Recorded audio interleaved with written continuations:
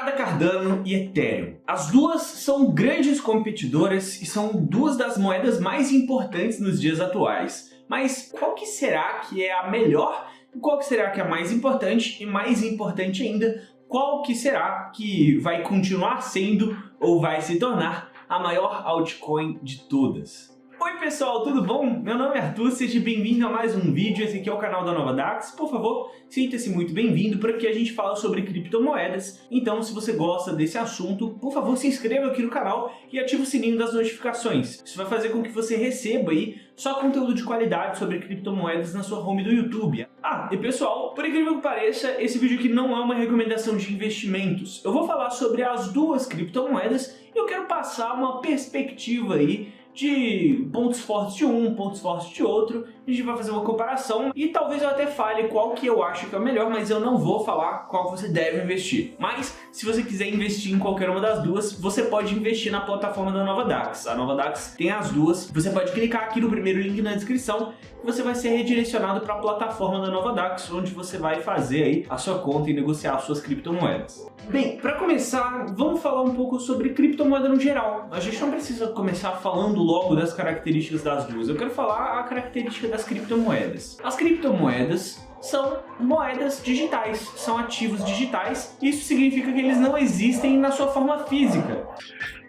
Não é igual ao real, que eu consigo pegar aqui notas de criptomoedas e poder pagar para as pessoas utilizando essas notas. Não é assim, é tudo digital, com uma única exceção, que é um tipo de Bitcoin chamado Bitcoin Cassasius, que é uma versão física do Bitcoin, mas isso aí é uma história para outro dia. E sim, é realmente uma versão física, porque são pequenas carteirinhas em formato da moedinha do Bitcoin, e elas equivalem cada uma a 0,1, 0,01 e 1 e 10, 100, 1000 bitcoins e por aí vai. A gente tem várias delas e elas pararam de ser fabricadas em 2013. Mas tirando esse caso e outros que eu talvez não saiba, mas a maioria das criptomoedas não tem versão física. Elas são ativos digitais e elas têm que ser seguradas por um protocolo descentralizado. A criptomoeda, por natureza, precisa ser descentralizada, porque senão vira só uma moeda digital. Até porque cripto é uma palavra que vem da Grécia, do grego antigo e do latim também, se não me engano, que significa escondido. Você esconde alguma coisa ali, ou seja, você tem uma certa anonimidade. Quando você está centralizado, você tem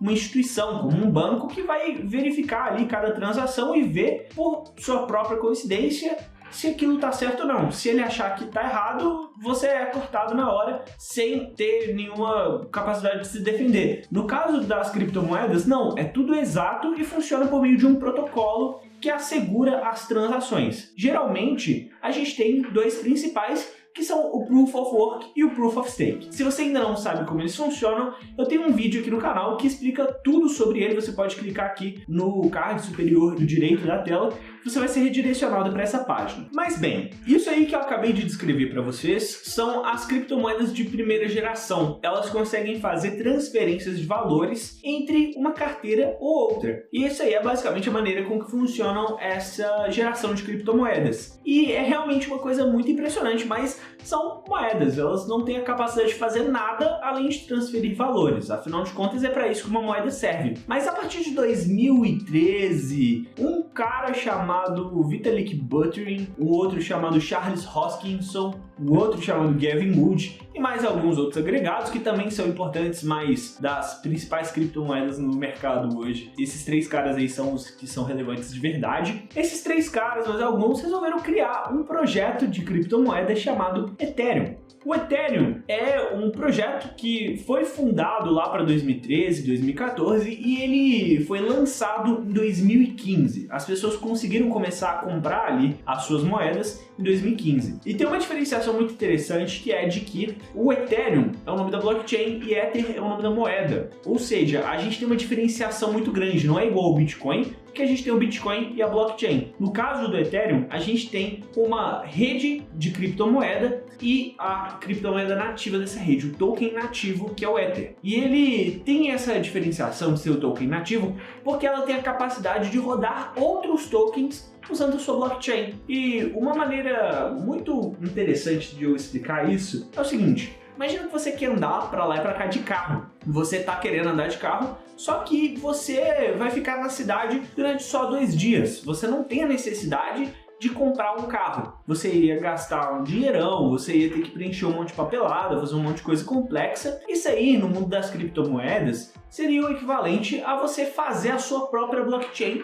para poder fazer uma criptomoeda. No caso das outras criptomoedas que são criadas dentro da plataforma do Ethereum, a gente tem como se você, ao invés de resolver comprar o carro, você resolve alugar ele para o final de semana. Aí você não tem a necessidade de ficar preenchendo todo aquele tamanho de burocracia que é. Essa criptomoeda, esse projeto de criptomoeda Ethereum, é muito impressionante porque ele consegue rodar outras aplicações descentralizadas, além de simplesmente a transferência de valores. Você consegue criar plataformas, você consegue criar sites, você consegue criar domínios, você consegue criar imagens, GIFs, vídeos, jogos, outras criptomoedas, você consegue criar um monte de coisa, uma blockchain completamente programável. Isso significa que sempre que a gente tem uma pessoa que vai criar uma aplicação descentralizada, ela precisa alocar alguns Ethers ali dentro dessa mistura. Quando ela faz isso, a gente tem um número relevante de Ethers que a gente tem certeza que não vão mexer até que essa aplicação descentralizada acabe, que provavelmente nunca vai acabar ou vai ficar durante um bom tempo lá. Essa quantidade de moedas simplesmente vai ficar parada lá,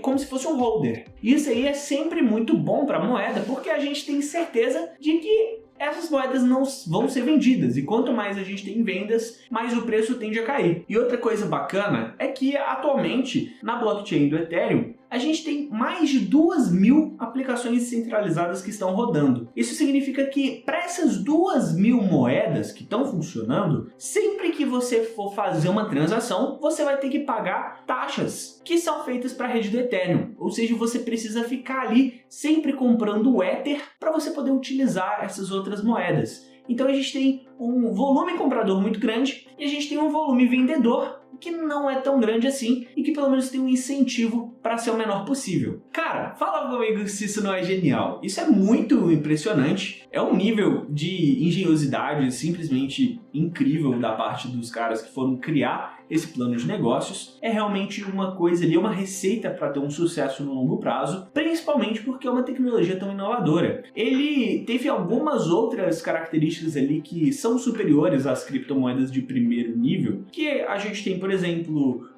uma blockchain que é um pouco mais escalável. Enquanto o Bitcoin consegue processar de 7 a 8 transações por segundo, o Ethereum consegue transacionar ali cerca de 14 a 15, que ainda não é tanto assim comparado com opções que a gente tem hoje em dia, mas ainda assim é mais rápido. Pô, é o dobro. E além disso, a gente tendia a ter algumas taxas que eram mais baixas e algumas outras características que o Bitcoin não tinha. Principalmente para os mineradores, sempre foi uma coisa muito bacana. Os mineradores de Ether sempre foram muito bem remunerados. Atualmente isso está diminuindo um pouquinho, mas ainda assim é atrativo para os mineradores. Tem bastante gente que está assegurando a segurança dessa rede. É uma criptomoeda que tem uma rede muito estável, muito robusta. Atualmente a maior e provavelmente a mais robusta que a gente tem no mercado, seguidas apenas pela Binance Smart Chain e posteriormente pela Terra Foundation. Isso aí realmente foi muito impressionante, como eu já falei aqui algumas vezes nesse vídeo, só que ela tem alguns problemas.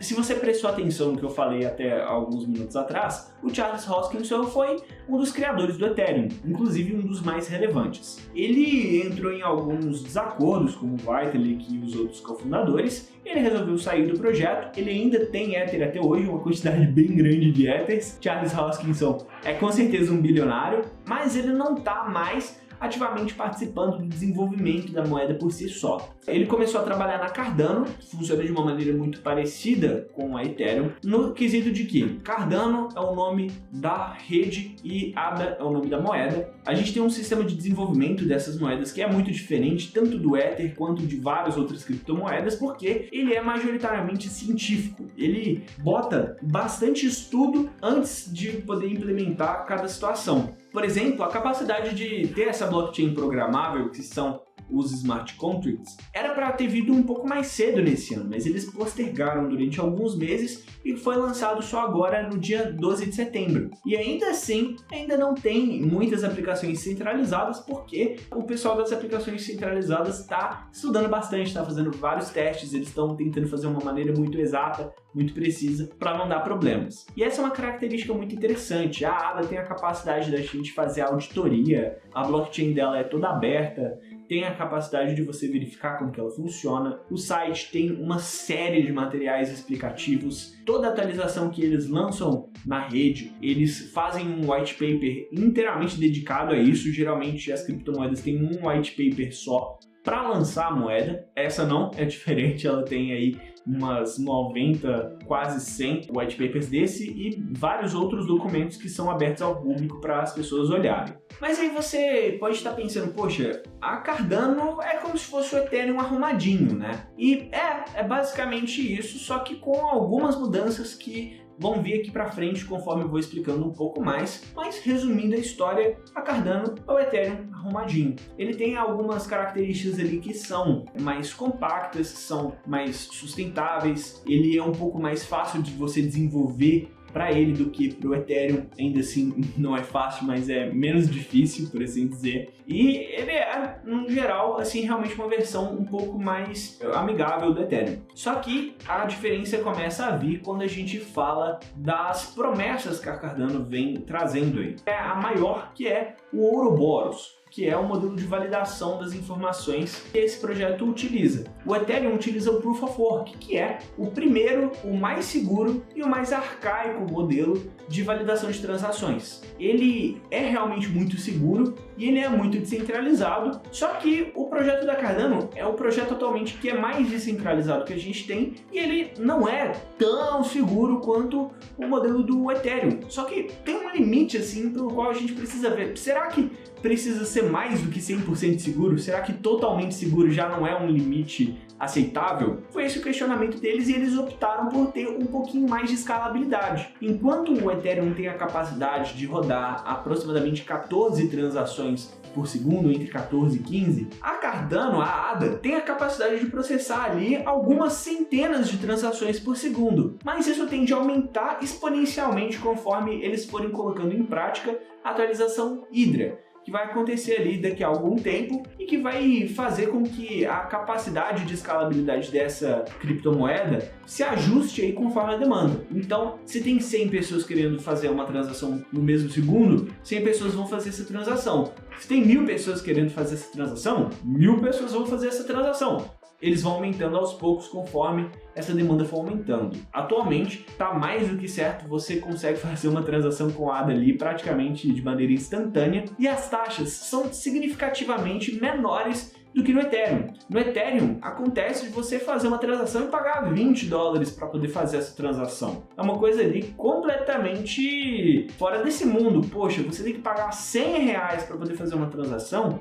Meu Deus, você quer transacionar R$1.000, você já perde 100, você perde 10% durante uma transação. Isso aí é um roubo, é um problemão, um problemaço. É justamente por isso que várias pessoas ficaram se perguntando quais são as soluções que a gente pode ter para isso. O próprio Ethereum tem algumas soluções, como soluções segunda camada, como a Polygon, mas a segunda camada é uma solução ali que ela tem alguns problemas. Eu não vou entrar nos detalhes desse vídeo aqui, mas existem algumas vantagens de você já ter essa escalabilidade na primeira camada da blockchain. E a Cardano tem a capacidade de ser tão escalável, de processar essas transações ali de uma maneira muito rápida e que está cobrando atualmente ali uns 5 a 10 centavos de dólar por transação. É uma diferença muito grande entre $20 e 10 centavos, que ainda não é barato. Poxa, você vai pagar 50 centavos para poder fazer uma transação, 50 centavos de real, mas ainda assim é bem mais barato e se você está fazendo uma movimentação ali de grandes valores, não é relevante o suficiente para tomar 10% do seu valor total. Mas nesse ponto aqui, eu expliquei como que as duas blockchains funcionam, como que as duas criptomoedas funcionam, mas eu não falei para vocês o que o Ethereum tem de bom e o que a Cardano tem de problema. Só falei o quanto que a Cardano foi feita para ser melhor. Não estou falando aqui que ela é melhor, não estou querendo dar minha opinião aqui para vocês, embora eu ache que é, mas ela foi feita para ser melhor. Ela foi feita com isso em mente. Eu estou falando aqui a proposta da criptomoeda. Mas a Ethereum tem algumas soluções e algumas questões dela que são muito relevantes. Por exemplo, atualmente a gente tem uma taxa de inflação da rede da Ethereum que está muito menor, de uma maneira com que ela está quase se tornando deflacionária. Em alguns momentos ela esteve deflacionária por um dia inteiro. Isso aí é um sinal muito bom, porque a oferta máxima da Ethereum não existe, mas atualmente a oferta circulante está por volta ali de 100, 110 milhões de unidades. Quando a gente fala de uma moeda que está se tornando deflacionária, a gente tem uma certeza muito grande de que não vai passar disso. Poxa, se está se tornando menos inflacionária é porque está perdendo demanda, então vai ter esse limite ali que é um pouco mais orgânico, não é um hard cap. Mas isso aí é uma oferta muito pequena se você comparar com os bilhões, as dezenas de bilhões de moedas que são a oferta máxima da Cardano. Isso faz com que a unidade nunca vai chegar ao nível que o Ethereum está hoje, de 4 mil dólares. Se fosse para isso acontecer, a Cardano teria que ter um market cap gigantesco, simplesmente irracional de grande. E outra coisa positiva que o Ethereum tem também é que ele já tem a vantagem do jogador que veio primeiro. Poxa, o Ethereum já está aí no jogo há 5 anos e a Cardano está entrando agora. Na verdade, há mais de 5 anos. Poxa, isso começou em 2015, tem 6 anos que eles já estão funcionando com smart contracts, já tem vários projetos que são muito bem sucedidos, que já estão bem estabelecidos e que vários, inclusive, saíram da rede da Ethereum de tão bem sucedidos que foram. A gente tem nesse quesito ali uma dominância de mercado muito grande pelo lado do Ethereum, que torna muito vantajoso as pessoas fazerem os seus projetos dentro do Ethereum, de travar ali os seus Ethers, de transacionar usando o Ether, e a questão da escalabilidade pode ser resolvida com soluções de segunda camada, além da atualização Ethereum 2.0 que a gente vai ter aí por vir nos próximos meses, anos, quem sabe. Assim como eu falei anteriormente, eu gosto um pouco mais da Cardano do que da Ethereum, mas não é por isso que eu não gosto da Ethereum, eu tenho as duas no meu portfólio. Mas eu quero saber aqui qual que é a sua opinião. Deixa aqui para mim nos comentários, por favor, o que você acha, qual que é a melhor criptomoeda, e eu vou ficando por aqui. Muito obrigado por ter assistido esse vídeo até o final. Até mais! Tchau!